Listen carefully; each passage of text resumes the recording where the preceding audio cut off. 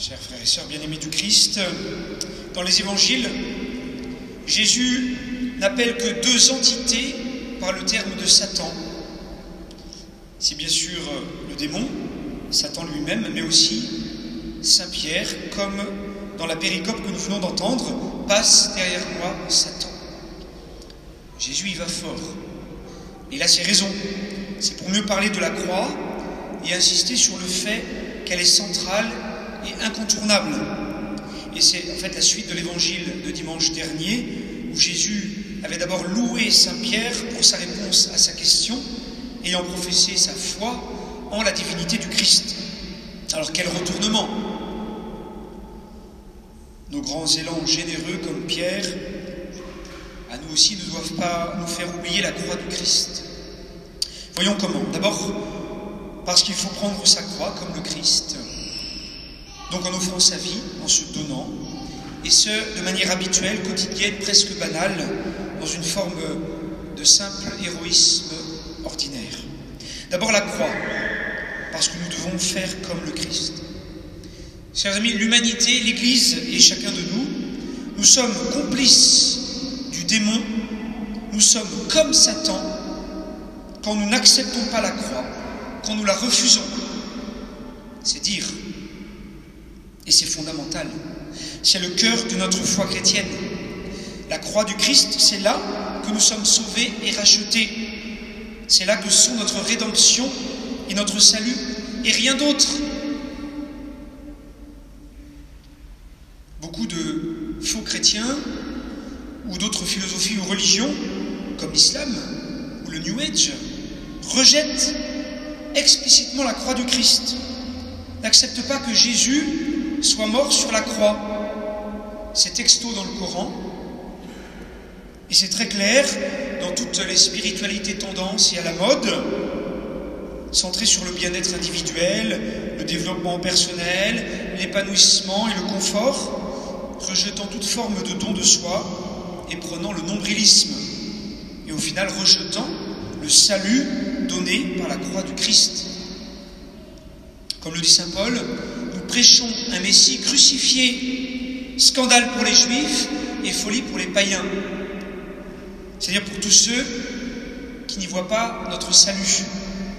Notre foi chrétienne est en partie rationnelle, mais elle va au-delà de la raison, dans la folie de l'amour de Dieu qui se révèle à la croix. Vous savez, pour sa première messe comme pape, le Saint-Père François avait dit dans son homélie, j'étais sur la place Saint-Pierre, je l'avais entendu, donc je me souviens très bien, quand nous marchons sans la croix, quand nous nous édifions sans la croix, quand nous confessons un Christ sans croix, nous ne sommes pas disciples du Seigneur. Nous sommes mondains, nous sommes des évêques, des prêtres, des cardinaux, des papes, mais pas des disciples du Seigneur. Et il citait également Léon Bloy, celui qui ne prie pas le Seigneur, prie le diable. Nous devons donc prier et suivre le Christ, Messie crucifié, et mettre la croix du Christ au cœur de notre vie. Ensuite, il nous faut vivre la croix en s'offrant soi-même et en se donnant.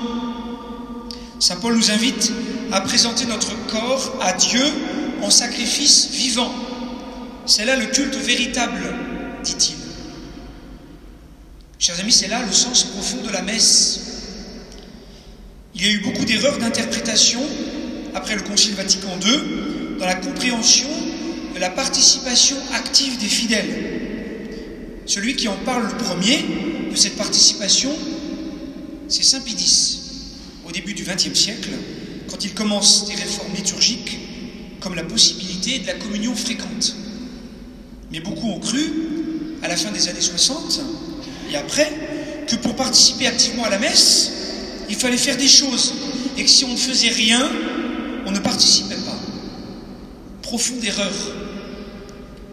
Nous participons activement à la messe en offrant notre vie sur l'autel, à travers les mains du prêtre, comme le Christ opère dans l'Esprit Saint. Il n'y a pas que le prêtre qui offre sa vie sur l'autel avec Jésus, mais bien chaque fidèle, chaque baptisé, qui participe par tout son cœur, tout son être, à l'offrande de soi, au don de soi, comme le Christ sur la croix. On participe à la messe en offrant sa vie, chers amis. Et c'est là qu'on est profondément et véritablement vivant, car c'est là qu'on est vraiment unis au Christ, qu'on meurt avec lui pour ressusciter avec lui. Le 14 juin dernier, le pape François, pour la fête du Corpus Christi, disait, je cite, « La messe est le trésor à mettre à la première place dans l'Église et dans sa vie. » C'est la source et le sommet de toute la vie chrétienne, dit à plusieurs reprises le Concile Vatican II.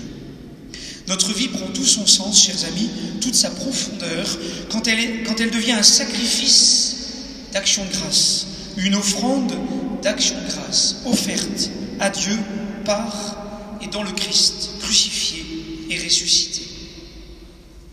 Enfin, il nous faut vivre cette offrande de la croix de manière habituelle, quotidienne. Nous rêvons parfois à des actes grandieux et héroïques en forme de mise en scène, dans notre imagination débridée, en oubliant notre devoir d'État, les tâches banales du quotidien où Dieu nous attend.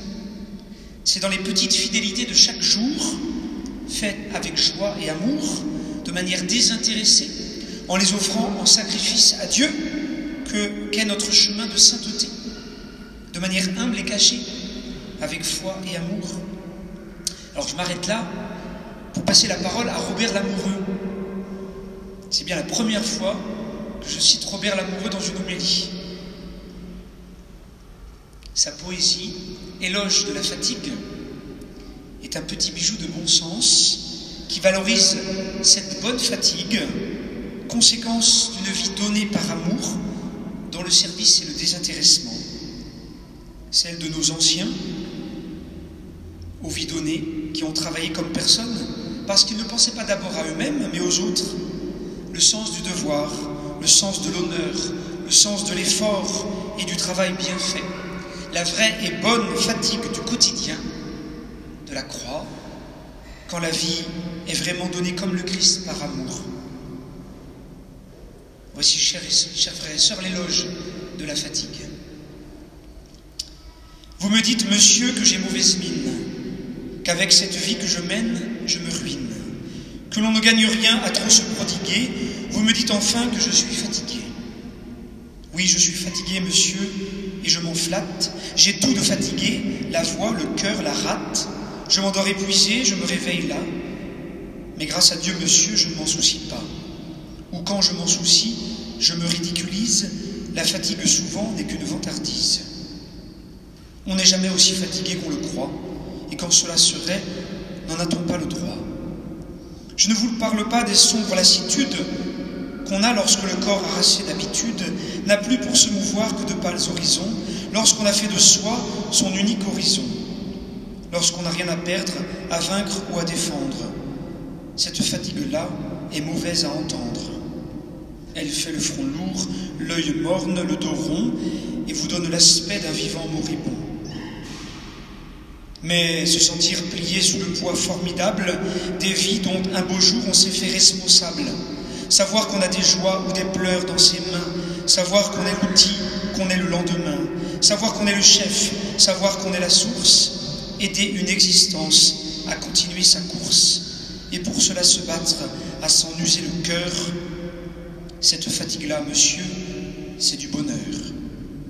Et sûr qu'à chaque pas, à chaque assaut qu'on livre, on va aider un être à vivre ou à survivre. Et sûr qu'on est le port et la route et le quai, où prendrait-on le droit d'être trop fatigué?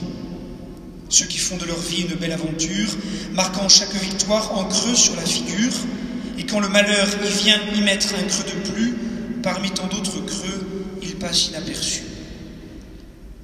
La fatigue, monsieur, c'est un prix toujours juste. C'est le prix d'une journée d'effort et de lutte.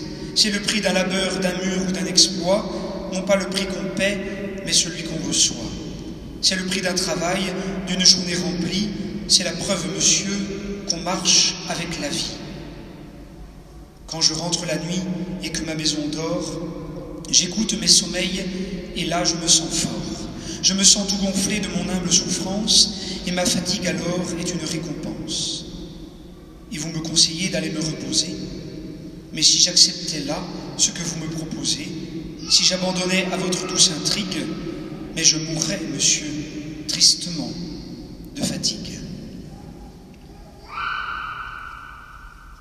Chers amis, avec la Vierge Marie fidèle au pied de la croix, elle qui, la première, a offert sa vie avec et pour le Christ, son Fils, demandons au Seigneur la grâce de la fidélité pour offrir notre vie en mettant la croix au cœur de notre existence pour une bonne et juste fatigue. Je vous salue Marie, pleine de grâce. Le Seigneur est avec vous. Vous êtes bénie entre toutes les femmes, et Jésus, le fruit de vos entrailles, est béni. Sainte Marie, Mère de Dieu, priez pour nous pauvres pécheurs, maintenant et à l'heure de notre mort.